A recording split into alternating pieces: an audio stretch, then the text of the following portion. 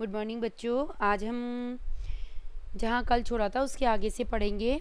और मैंने आपको कल बताया था कि इसके अंदर बहुत सारे जो बच्चे खेल खेलते थे उनका बहुत अच्छे से यहाँ पर लेखक ने वर्णन किया है। तो हम उन खेलों को देखेंगे कि किस किस तरह के बच्चों ने खेल खेले हैं और किस तरह से वो अपना मनोरंजन करते थे, मनोरंजन में कौन उनके शामिल होता था और शामिल होकर के वह किस तरह से बच्चों के साथ बच्चे बन जाया करते थे और इस तरह से फिर बच्चे उनको देख करके शर्मा करके लजा करके भाग जाया करते थे। तो देखिए कैसे क्या होता था। तमाशे भी ऐसे वैसे नहीं, तरह तरह के नाटक हुआ करते थे। चबूतरे का एक कोना ही नाटक घर बनता था। बाबूजी जिस छोटी चौकी पर बैठकर नहाते थे वही रंगमंच बनती थी।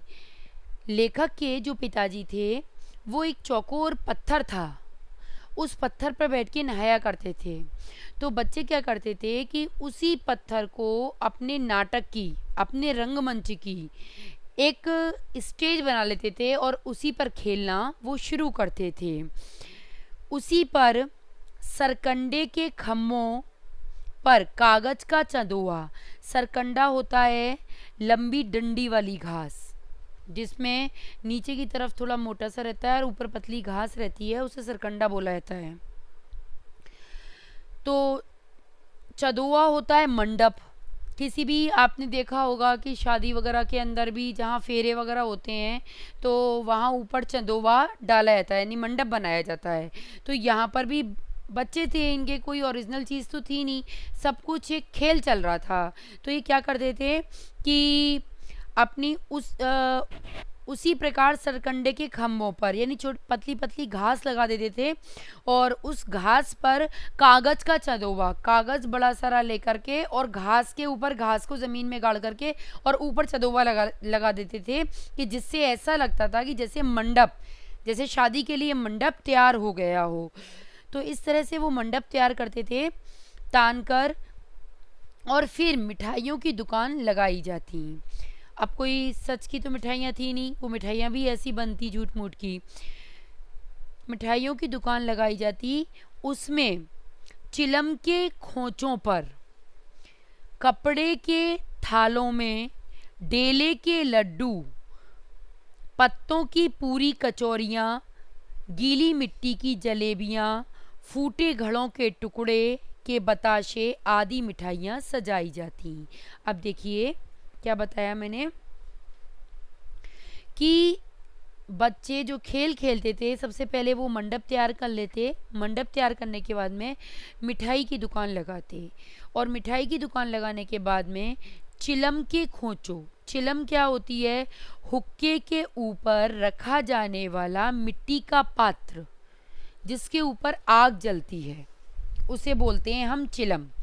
तो चिलम के खोंचों पर कपड़े के थालों में, जो थाल स्टील के जो थाल होते हैं, कपड़ा कहीं से ले आते हैं उसे थाल समझ लेते थे बच्चे कि ये थाल हैं स्टील के। तो कपड़े के थालों में और डेले के लड्डू, मट्टी के जो डले होते हैं उन डेले के गोल गोल हाथ से कर लेते थे तो उनको वो लड्डू समझ लेते थे कि ये लड्डू तैयार हो गए हमारे। तो वो लड्डू तैयार करके, और जो पत्ते होते थे पहले के समय में, आजकल तो प्लास्टिक की पत्तल चल गई हैं, डिस्पोजेबल गिलास चल गए हैं, पत्तलें चल गई हैं, लेकिन पहले के समय ऐसी पत्तलें चलती थी वो जिनके अंदर अपन घास की वो लगा करके और फिर मतलब बनाते हैं, हरी ग्रीन कलर की जो पत्तलें आती हैं वैसी पत्तलें। तो वो पत्तों की पूरी और कचौरियाँ, वो जो हरी वाली जो पत्तलें होती हैं उनकी पूरी और कचौरी बना लेते। और गीली मिट्टी की जलेबियाँ वो गोल गोल करके उसे रोल कर देते तो वो समझते कि वो जलेबी बन गई। और फिर फूटे घड़े के टुकड़ों के बताशे, मिट्टी जो घड़ा अपन घर में रखते हैं मिट्टी का, उस घड़े के टुकड़ों को तोड़ करके, और जो बताशे होते हैं बाजार के अंदर जो अपन दिवाली पे पूजा के लिए लेकर आते हैं खील बताशे, वही बताशे, उस तरह के बताशे, वो टुकड़ों को बताशे समझ लेते थे बच्चे, आदि मिठाइयाँ सजाई जाती। इस तरह से आगे चलते और आगे क्या करते, ठीकरों के मिट्टी के घड़े के जो टुकड़े होते हैं उन्हें भी ठीकरा बोलते हैं। ठीकरे के बटखरे, बटखरे कहते हैं बांट को। बांट क्या होता है? बांट आपने देखा होगा कि मतलब एक तो बाट बोलते हैं आपका जो मतलब लोहे का जो होता है ना उसे बाट कहा जाता है, और जस्ता होता है सफ़ेद धातु। तो यहाँ पर बताया है कि वो बांट और सफ़ेद धातु के छोटे छोटे जो टुकड़े होते थे उन्हें वो पैसे बना लेते थे, कि छोटे छोटे बांट होते थे, छोटे छोटे सफ़ेद धातु के टुकड़े होते थे, उन्हें वो अपने पैसे बना लेते थे। और पैसे बना करके कहते हैं कि हम ही लोग खरीदार और हम ही लोग दुकानदार, यानी बच्चे ही, आधे बच्चे तो खरीदने वाले बन जाते थे और आधे बच्चे दुकान वाले बन जाते थे। इस तरह से वो अपना मनोरंजन करते थे। इतने में ही बाबूजी आते थे और बाबूजी आकर उनसे 2-4 गोरखपुरिये पैसे खरीद लेते थे। यानी बच्चों के जो रंग बिरंगे जो वो अपने बाट से, अपने जस्ते से जो इस तरह के पैसे जो बनाते थे, उनसे वैसे ही पैसे बाबूजी कहते थे हमारे पास बेटा पैसे नहीं है, थोड़े से पैसे हमें भी दे दो।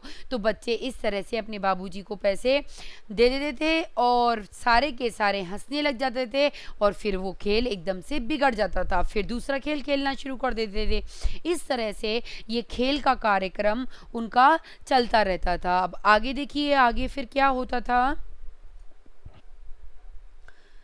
थोड़ी देर में मिठाई की दुकान बढ़ाकर यानी बंद करके हम लोग घरौंदा बनाते थे। एक खेल खेल लिया, अब मिठाई की दुकान बंद हो गई, दूसरा खेल चालू हो गया और घरौंदा बनाना यानी घर बनाना शुरू कर दिया। घरौंदा बनाते थे, धूल की मेड़ दीवार बनती, धूल की मेड़, धूल मिट्टी जो होती है उसकी मेड़ दीवार बनती।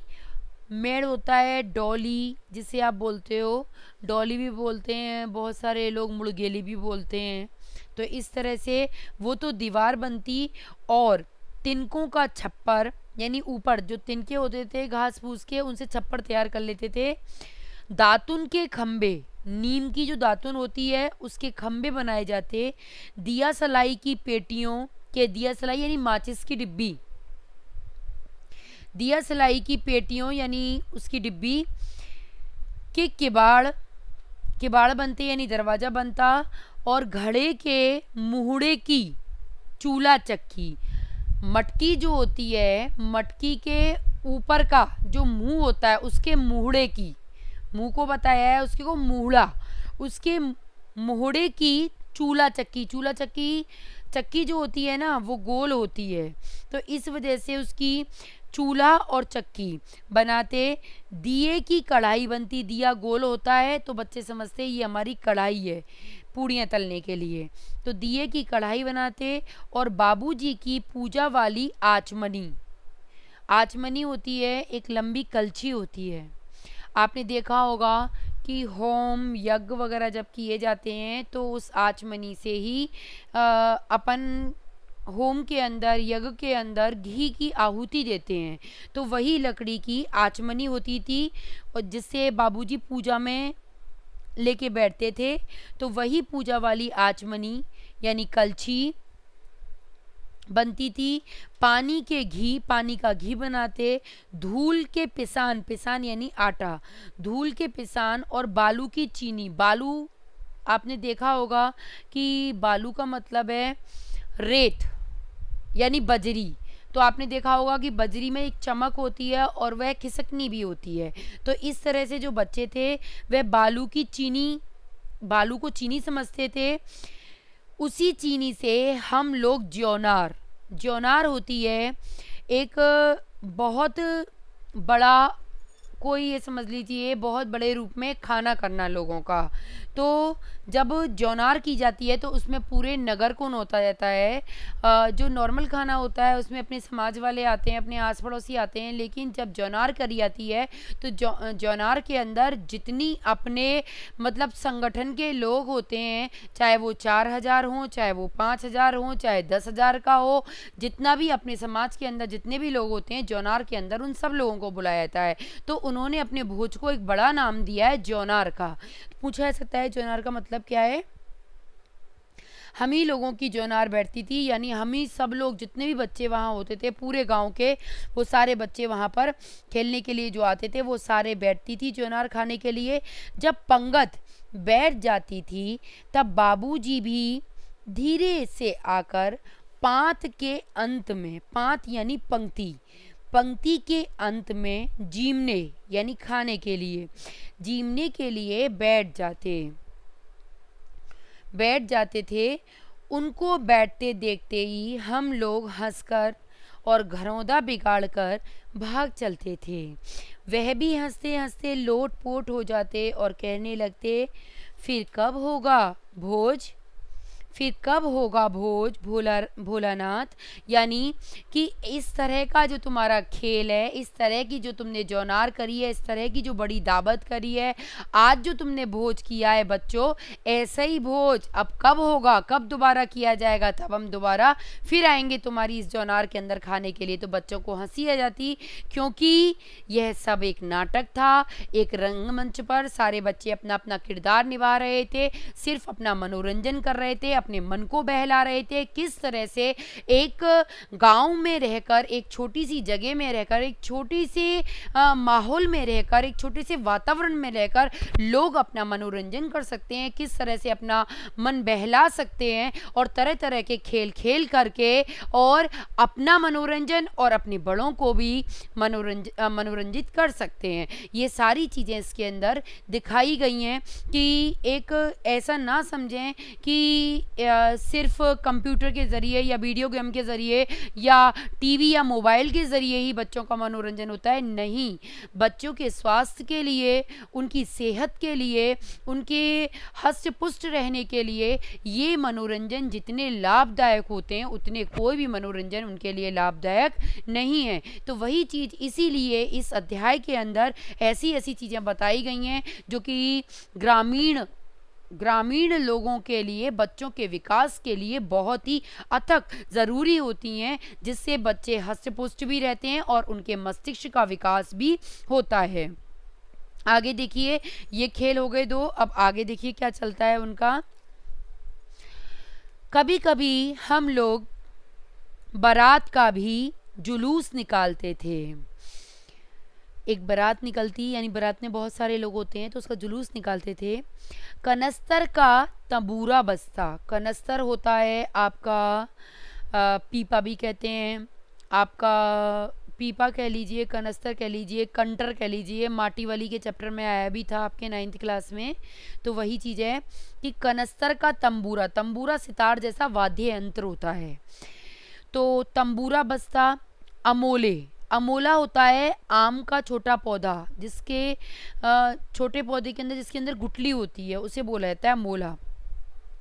तो कनस्तर का तंबूरा बजता, अमोले को घिसकर शहनाई बजाई जाती, यानी उसकी गुठली को निकाल करके उसकी शहनाई बना लेते थे और उसकी शहनाई बजाई जाती थी। टूटी चूहेदानी की पालकी बनती दुल्हन को बिठाने के लिए, बारात निकल रही है, दुल्हन भी चाहिए, तो चूहेदानी होती थी उसे ले आते थे, टूटी किसी की पड़ी होती थी तो वह दुल्हन की पालकी बना लेते थे। हम समधी बनकर बकरे पर चढ़ लेते, आधे बच्चे क्या करते थे, समधी और समधन बना लेते थे, तो समधी बनकर बकरे पर चढ़ जाते थे, चढ़ लेते और चबूतरे के एक कोने से चलकर बारात दूसरे कोने में जाकर दरवाजे लगती थी। वहाँ काठ की पटरियों से घिरे, गोबर में लिपे, आम और केले की टहनियों से सजाए हुए छोटे आंगन में कुल्हैया का कलसा रखा जाता था। देखिए, कुल्हैया आपने देखा होगा कि वैसे यहाँ मुझे पता नहीं राजस्थान में वैसे आता है, इतनी छोटी छोटी सी भगवान में भी रखी जाती हैं और दिवाली पर भी आती हैं, मिट्टी की कुल्हैया कलसे आते हैं, मिट्टी के छोटे छोटे। तो वैसी लंबी जो कुल्हैया होती हैं उनके बच्चे घर में रखी रहती होंगी, भगवान की पुरानी उतर जाती हैं, तो उनको ला करके उनका कलसा रखा जाता था। वहीं पहुंचकर बारात फिर लौट आती थी। लौटने के समय खटोली पर, खटोली यानी खाट, खाट बोलते हैं ना, उसी का छोटा रूप जो होता है ना उसे खटोली कहते हैं। खटोली पर लाल ओहार, ओहार होता है पर्दा, खटोली पर लाल ओहार डालकर उसमें दुल्हन को चढ़ा लिया जाता था। यानी कहने का मतलब है कि खाट के ऊपर लाल रंग का पर्दा लगा करके बच्चे, यानी कैसा भी पर्दा लगा करके, और दुल्हन को, किसी बच्चे को उसमें बिठा करके दुल्हन को चढ़ा लिया जाता था। लौट आने पर बाबूजी ज्यों ही ओहार उघार करके, यानी उस पर्दे को उघार करके, उस पर्दे को खोल करके दुल्हन का मुंह निरखने लगते, यानी जो भी उसमें बैठा होता है वो कहते दिखाना मेरी दुल्हन कैसी है, कितनी अच्छी सजी है, कितनी सुंदर दुल्हन है। बाबूजी जैसे ही ऐसी बातें बोलते थे उसकी मुख को देखते थे, उसके मुख को निरखते थे, त्यों ही हम बच्चे सारे लोग हंस करके वहाँ से भाग जाते थे और वो खेल भी हमारा ख़त्म हो जाता था और फिर हम किसी और खेल की गणना करने लग जाते थे। इस तरह से जौन जौन से खेल आ रहे हैं ऊपर, किस तरह से बच्चों ने कौन सा खेल किया, फिर दूसरी बार कौन सा खेल किया, आप तीसरी बार कौन सा खेल किया, हर खेल को आप अच्छे से देखते हुए जाइए। आगे देखिए। थोड़ी देर बाद फिर लड़कों की मंडली जुट जाती थी, यानी एक दल, समूह जुट जाती थी। इकट्ठा होते ही राय जमती थी, यानी मशवरे, राय मशवरे होते थे, राय जमती थी कि खेती की जाए भाई। शादी बहुत कर ली, शादी कर ली, मिठाई की दुकान लगा ली, घर बना लिया, ये सारे काम कर लिए। आज तो ऐसा करते हैं, अपन खेल खेलते हैं किसका, कि सारे लड़के बैठ करके आराम से सभी लोग यहाँ पर आपस में अपने अपने दल बनाओ और कौन किस तरह से खेती करेगा, चलो आज तो खेती की जाए।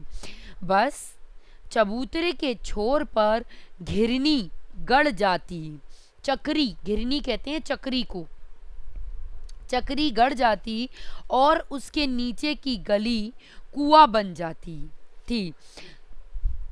आपने देखा होगा चक्री के बीच में, बीच मतलब एक, आपने देखा होगा गोल गोल सी जगह होती है ना, तो वो कह रहे हैं कि कुआं बन जाती, वो गोल गोल सी जगह जिसमें अपन, आपने देखा होगा कि अपन कोई भी चीज़ पीसते हैं ना तो मुट्ठी भर भर के उसमें डालते हैं, तो वो चीज़ उनके लिए क्या बन जाती, कुआं बन जाती थी। मूंज की बटी हुई पतली रस्सी में, मूंज आपने देखा होगा कि जेबरी भी बोलते हैं मूंज को, कि पहले के ज़माने में जो खाट बनाई जाती थी ना, वो खाट में जो बान होता था, अभी तो कपड़े का भी आने लग गया, प्लास्टिक का भी आने लग गया, लेकिन पहले मूंज का, बांस का, आप चिबनी वाली होती है वो अपन लगाते हैं तो हाथ में फांस भी लग जाती है कभी कभी, लेकिन वो बहुत अच्छी रहती है। तो पहले मूंज से वही खाट पर वही वाला बान लगाया जाता था कि मूंज की बटी हुई पतली रस्सी में एक चुक्कड़, यानी चुक्कड़ कहते हैं कुल्हड़ को, कि कुल्हड़ बांध गराड़ी पर चढ़ा करके, यानी आपने देखा होगा कि छोटा जालीदार पहिए को कहा जाता है, गराड़ी पर चढ़ाकर, यानी कहने का मतलब है कि छोटे नालीदार पहिए को अपन जो उसमें लगा होता है गराड़ी के नीचे, तो उसको बोला जाता है। तो यहाँ पर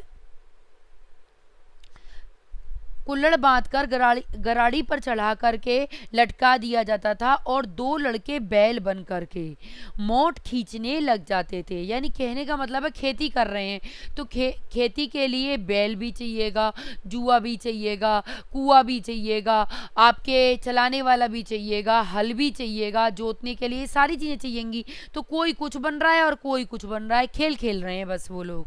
तो दो लड़के बैल बनकर, बैल भी कोई सचमुच के नहीं थे, लड़के बन जाते थे बैल बनकर मोट खींचने लग जाते थे, यानी चमड़े का ढोल, मोट किसे कहते हैं, चमड़े के ढोल को, तो खींचने लग जाते। चबूतरा खेत बनता, चबूतरा जो पक्का चबूतरा था उसे समझ लेते थे कि ये हमारा खेत है, वो खेत बनता। कंकड़ बीज और ठेंगा हल जुआठा, बड़ी मेहनत से खेत, ये सारी चीज़ें जो होती थी, मतलब कंकड़ जो होते थे वो बीज समझ लेते थे, और हल जुआटा आपकी, इन सबको बड़ी मेहनत से वो खेत जोते जाते थे, बोए जाते थे और पटाए जाते थे। जैसे ही जोतते थे, जैसे ही बोते थे और खेती हो जाती थी, फसल तैयार होते उसे देर नहीं लगती थी, और हम हाथों हाथ फसल काट भी लेते थे। काटते समय गाते थे कि ऊंच नीच में बई क्यारी, जो उपजी सो भई हमारी। कि हमने ऊंची नीची जगह में, जैसी भी जगह में अपनी जो खेती करी, अपनी जो क्यारी जो फसल बोई है, वह तुरंत ही बोई, तुरंत ही उपजी और तुरंत ही हमारी हो गई है। इस तरह से वो खेती का खेल खेलते हुए ये गाते थे कि ऊंच नीच में बई क्यारी, जो उपजी सो भई हमारी, क्योंकि तुरंत ही सारे काम होते थे। तो इस तरह से वो लोग ये करते रहते थे। फिर आगे देखिए, आगे क्या होता था।